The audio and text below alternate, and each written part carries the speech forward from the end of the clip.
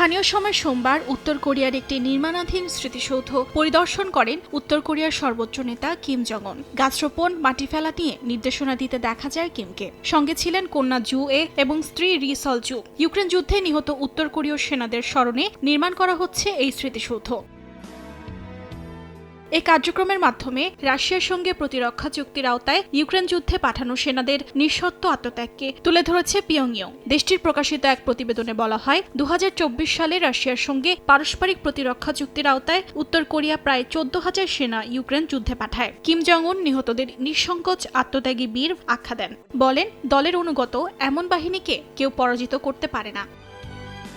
একই দিন পিয়ংইয়ংয়ে নতুন একটি ছবি প্রদর্শনী উদ্বোধন করা হয়। প্রদর্শনীতে কিমের নেতৃত্বে দেশের সামরিক, অর্থনৈতিক ও প্রযুক্তিগত অগ্রগতি তুলে ধরা হয়। বিশ্লেষকরা বলছেন, স্মৃতিসৌধ এবং প্রদর্শনী কেবল সম্মান প্রদর্শনের মাধ্যম নয়, এটি কিমের রাজনৈতিক ক্ষমতা ও সেনাবাহিনীর প্রতি আনুগত্যকে দৃঢ় করার কৌশল হিসেবেও দেখা হচ্ছে।